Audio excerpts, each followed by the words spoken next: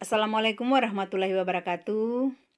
Apa kabar anak-anakku sekalian dimanapun Anda berada? Mudah-mudahan keadaan kita hari ini baik-baik saja, amin.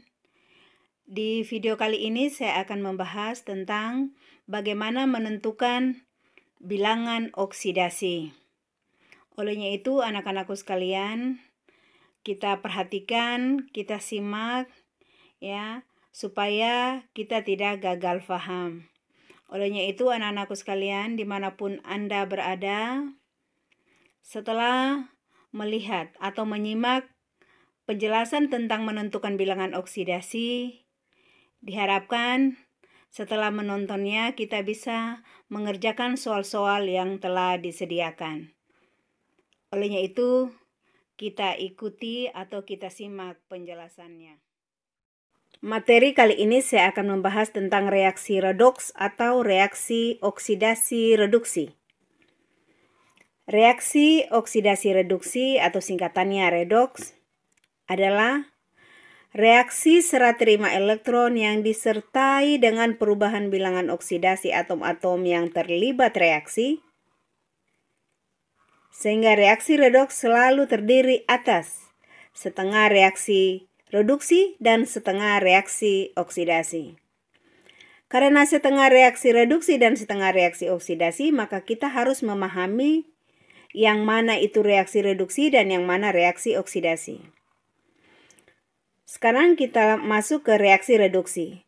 Reaksi reduksi adalah reaksi pelepasan oksigen atau reaksi penangkapan elektron, atau bisa juga disebut reaksi penurunan bilangan oksidasi. Itu adalah reaksi reduksi. Jadi yang namanya bilangan oksidasinya turun itu disebut reaksi reduksi. Kita masuk di reaksi oksidasi. Reaksi oksidasi adalah reaksi pengikatan oksigen atau reaksi pelepasan elektron atau reaksi kenaikan atau pertambahan bilangan oksidasi. Jadi, reaksi reduksi dan reaksi oksidasi berbeda. Kalau bertambah bilangan oksidasinya berarti disebut reaksi oksidasi. Kalau menurun bilangan oksidasinya atau biloksnya menurun, maka disebut reaksi reduksi. Olehnya itu, untuk menentukan bilangan oksidasi suatu atom, siswa-siswa harus memahami ketentuan dasar bilangan oksidasi atau yang biasa disebut biloks. Berikut ini ada bagan biar lebih terperinci dan biar lebih jelas kita bisa melihat urutan-urutan atau aturan-aturan yang ada di bilangan oksidasi. Ya, karena untuk menentukan bilangan oksidasi itu tidak segampang kita melihatnya ya. Yang terpenting adalah prakteknya. Kita perhatikan siswa-siswa sekalian ya. Pertama itu unsur bebas. Unsur bebas itu bilangan oksidasinya atau biloksnya sama dengan 0. Seumpama dalam Cu, Zn, H2, Cl2 atau dalam O2. Itu unsur bebas. Maka nilai biloksnya itu sama dengan 0.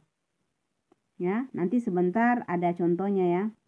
Yang kedua, atom H dalam senyawa biloks itu nilainya sama dengan +1. Jadi atom H dalam senyawa biloks itu nilainya +1. Contohnya seumpama dalam HCl atau dalam H2SO4. Jadi hanya itu sama dengan +1. Terus yang ketiga, atom O dalam senyawa biloks itu nilainya sama dengan -2. Contohnya ada dalam CO2, MgO, atau dalam K2CrO4.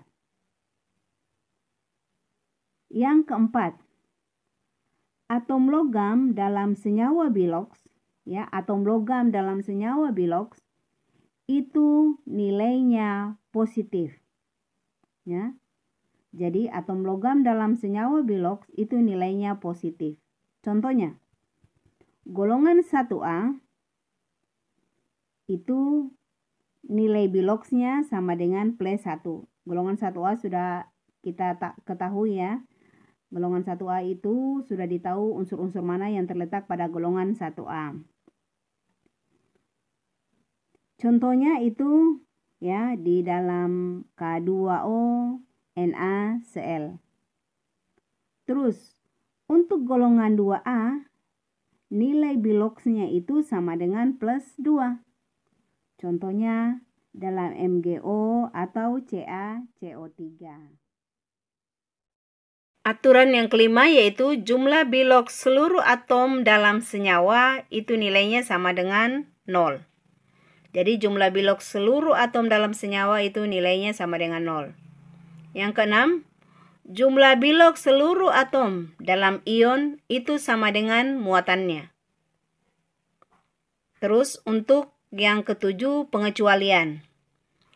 Pengecualian bilangan oksidasi O dan H yaitu dalam F2O biloks atom O itu sama dengan plus 2. Sementara biloks atom O itu dalam senyawa biloks dia nilainya min 2. Tapi dalam F2O itu biloksnya O itu sama dengan plus 2. Yang kedua, dalam peroksida yaitu seperti senyawa H2O2, K2O2, maka biloks atom O itu sama dengan min 1. Ya, nilainya itu min 1. Terus yang ketiga, dalam superoksida yaitu biasanya dalam senyawa KO2, biloks atom O itu sama dengan minus 1/2.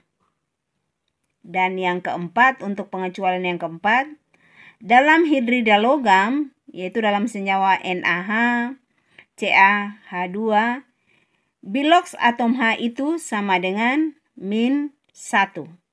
Ya, itu pengecualian bilangan oksidasi atom O dan atom H. Contoh soal yang pertama, unsur logam yang mempunyai bilangan oksidasi plus 5 terdapat pada ion A. CrO4-, B. FeCN6 3-, C. MnO4-, D.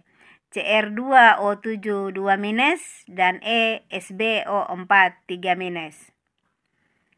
Untuk menjawab soal tersebut, maka kita bisa melihat ya, sebenarnya ini bisa dijawab satu-satu, diuraikan. Contohnya ya, CrO4-. Karena ini semuanya rata-rata bermuatan, maka seperti yang tertera pada pembahasan tadi ya, pembahasan terdahulu, yaitu bahwa jumlah biloks seluruh atom dalam ion sama dengan muatannya. Karena sama dengan muatannya, maka nilai biloks untuk unsur logam yang mempunyai bilangan oksidasi plus 5 itu terdapat pada jawaban yang E, di mana kita bisa perhatikan yaitu SbO4 3-. Berarti bilangan oksidasi Sb ditambah 4 kali bilangan oksidasi O sama dengan min 3. Min 3 dari mana? Yaitu min 3 muatannya. Jadi bilangan oksidasi Sb ditambah 4 kali bilangan oksidasi O yaitu min 2. Jadi 4 kali min 2 sama dengan min 8. Maka nilai muatannya sama dengan min 3. Maka bisa dijawab Sb tambah 4 kali min 2 sama dengan min 3. Sb ditambah min 8 sama dengan min 3. Sb sama dengan min 3 ditambah 8 sama dengan plus 5. Jadi jawaban yang betul untuk nomor 1 ini adalah E, SbO4 3-. Soal nomor 2. Bilangan oksidasi N sama dengan min 2 terdapat pada senyawa A. NO, B. KNO3, C. NH4Cl, D. N2O3, dan E N2H4. Karena yang dicari adalah bilox N yang sama dengan min 2, maka kita perhatikan soalnya. Soalnya ini adalah jumlah bilox seluruh atom dalam senyawa sama dengan 0. Kenapa sama dengan 0? Karena dia bukan muatan. Maka kita bisa lihat, kita bisa mencari masing-masing karena sudah ada aturannya, nilai O berapa, nilai H berapa. Maka untuk jawaban bilangan oksidasi N sama dengan 2, yaitu bilox N-nya sama dengan 2, terdapat pada soal yang E, yaitu N2H4, di mana 2 kali bilangan oksidasi N ditambah 4 kali bilangan oksidasi H sama dengan 0.